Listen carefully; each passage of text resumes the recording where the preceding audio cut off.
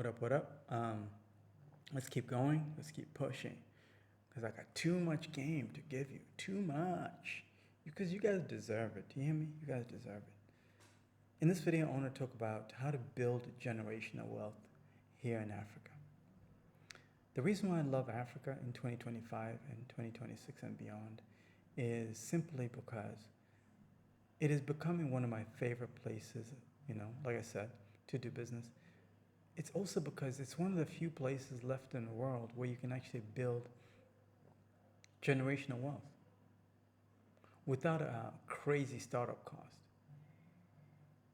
Can you build generational wealth in the US and Europe? Sure. But the barrier to entry into building generational wealth in those places is not as great as it is in Africa. That's just a cold fact. It was the case 20 years ago, 25 years ago. You could build like a Google, you could build an Amazon, you could build Microsoft 25 years ago. You could do that. 30 years ago, you could do that. But very few are going to be able to build an Amazon or Facebook, all these Googles in 2026, in 2025. It's almost impossible. The good news is that AI is here now, but even then, AI is not going to do anything. What AI is actually going to do is going to allow the market leaders, the ones that already monopolize the game, to be able to operate more efficiently and outcompete whoever's trying to move into that space. That's just what's going to happen. It's late stage capitalism. And in a system that is late stage capitalism, it's going to be quite challenging for you to come into the game and compete with the big boys. Because the big boys have figured out every single angle. You sneeze, they figure out how to charge you. You fart, they'll figure out how to charge you for your farting. Sounds crass, but okay, maybe let me not use farting. But if you, I apologize for those that are offended by that. Let's say if you get out of just getting out of your place, you're spending money. What I'm saying is they're perfected and optimized that capitalism so perfectly that even sneezing, breathing, yawning, there's a fee for it. And it's a subscription.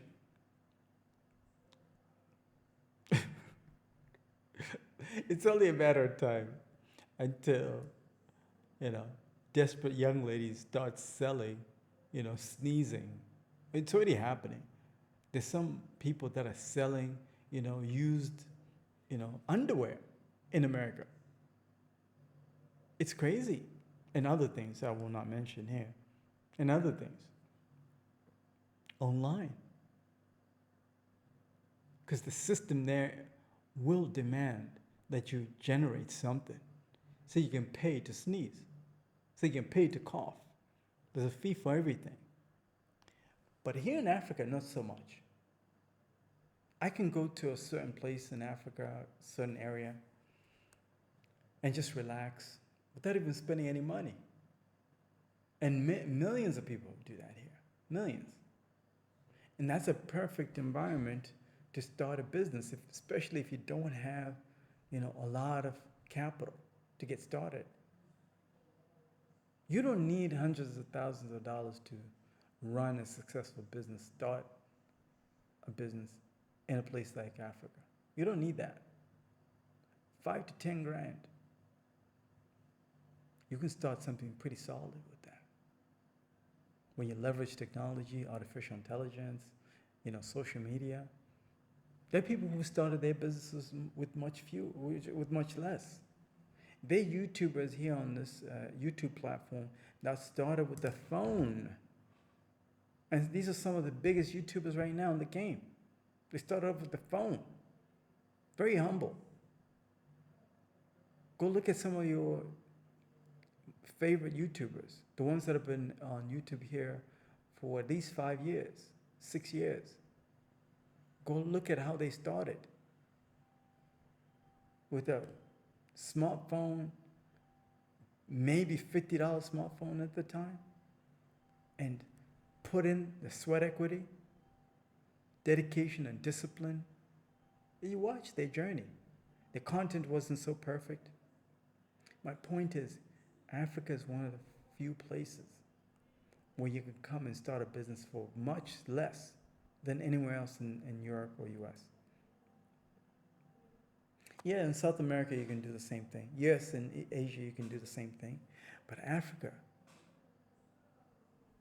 next level. Again, this content is for people that want to start business here in Africa. How to build generational wealth does not mean you're starting off by investing $1 million.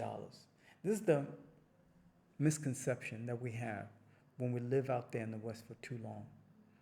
We don't have the proper barometer, proper gauge on what generational wealth really truly means. So let me kind of explain it in the simplest of terms.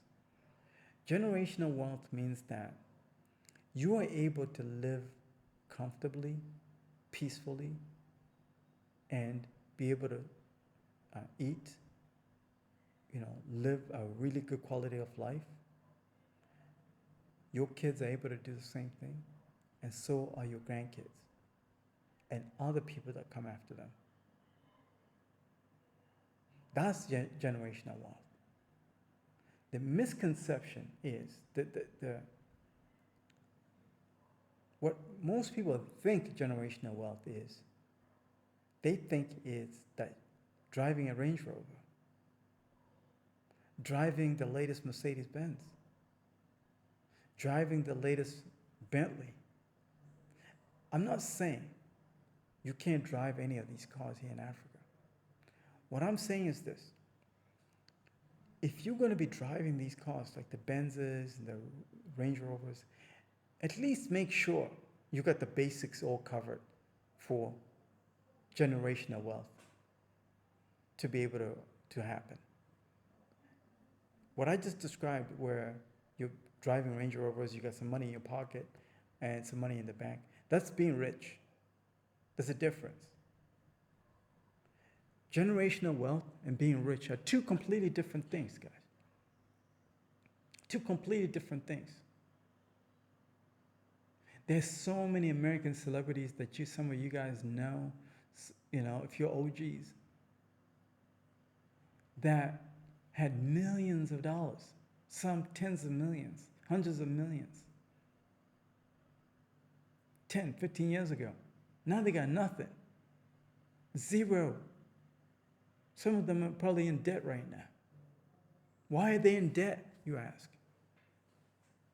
Because they didn't focus on building generational wealth. They confused being rich with generational wealth. Oh, there's a big difference. Big difference.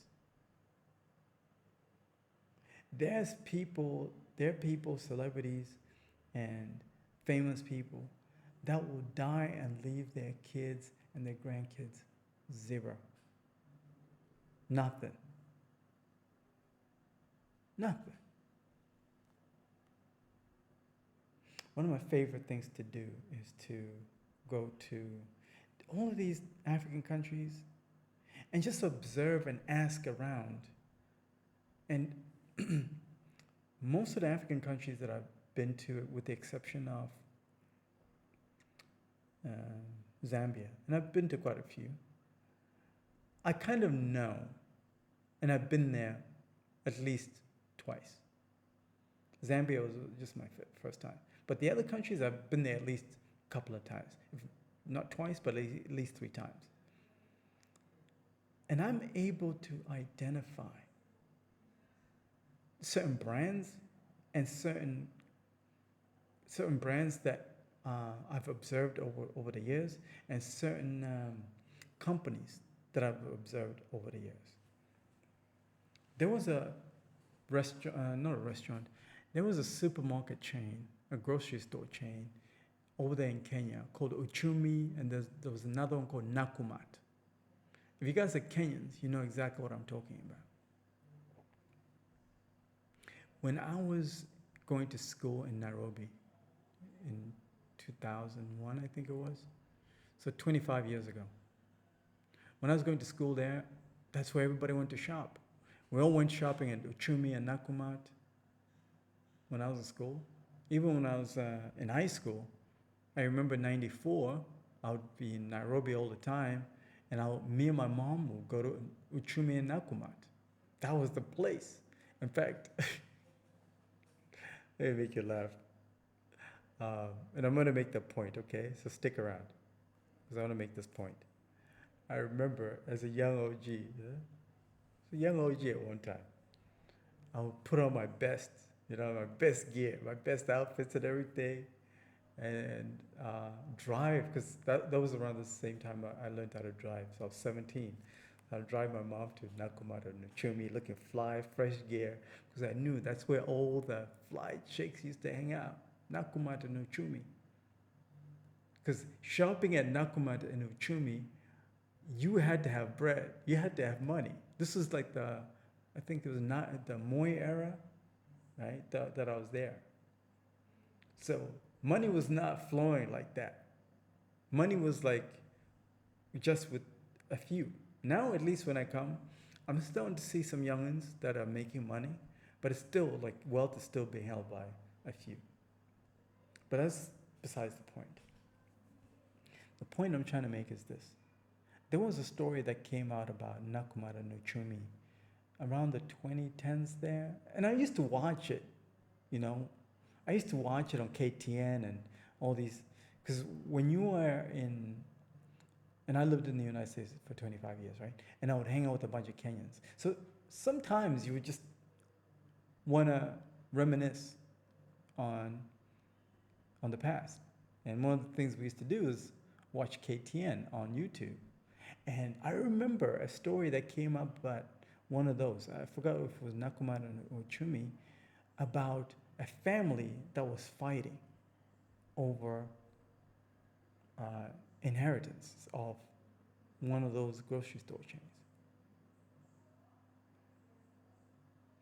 Generational wealth was already built because that grocery store chain was quite sustainable for quite a bit, and the processes was on point.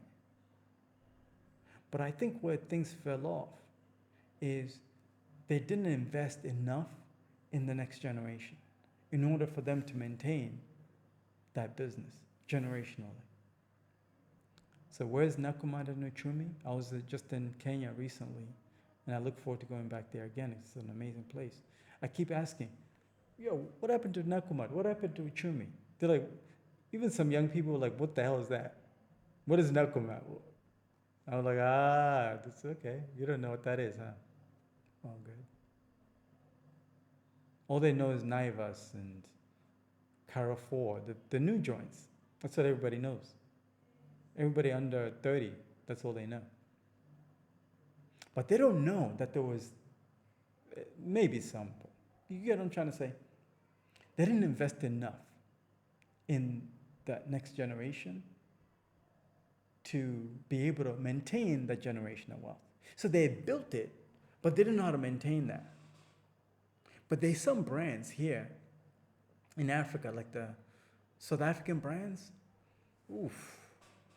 There's South African brands that I used to deal with when I was a kid, when I was in high school. I'm still seeing them thriving, applying pressure. And I know it's because they're invested in the people. So those are generational wealth, being built. Generational wealth is not rich, because rich, you will lose it. There's so many people that went broke. Meanwhile, 20 years ago, they had bread, they were rich, but they lost it all. So you got to know what the big difference is. So generational wealth is not just the people that you have to invest in so they can continue on, but it is also building a business that is based on fundamentals that can survive any situation. Any situation. I think the Americans and the South Africans, based on my references, because those are the markets at least that I know, they figured it out. They're American brands that are 100 years old, 200 years old. My bank, the one that I use, that bank has been around for 150 years. That guy is dead already. But the reason why that's my bank is because it's really good. It's really good. The customer service is on point, everything. So they've invested in the people. So that business is able to survive no matter the conditions. It doesn't matter what happens to the US economy, they're still going to get a customer. Because they base their business on something that is needed in the marketplace no matter the conditions. Banking services are always going to be needed no matter what. So when you're thinking about how to build a generational wealth business, think about stuff like that. How do I get into an industry? How do I get into a niche that allows me to build something that will last beyond me? That is the big challenge. It's very, very difficult, guys.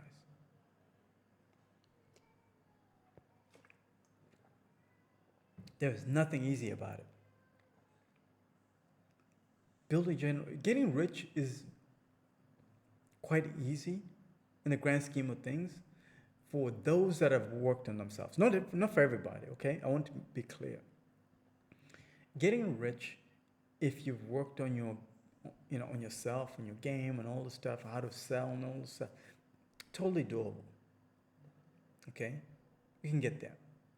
But building that generational wealth, there's so many things that will come. You pick the wrong niche, you were just rich for a season. There are people that I know that are rich for a season. Maybe they were selling drip clothing, and they're only focusing on that one design.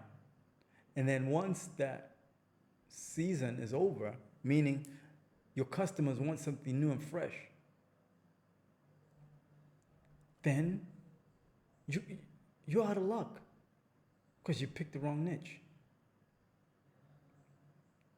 Unless you know how to refresh that, that drip. Drip is basically clothing, like I said, right? That's what a lot of people in my country call it. I don't know, maybe it's a young people thing.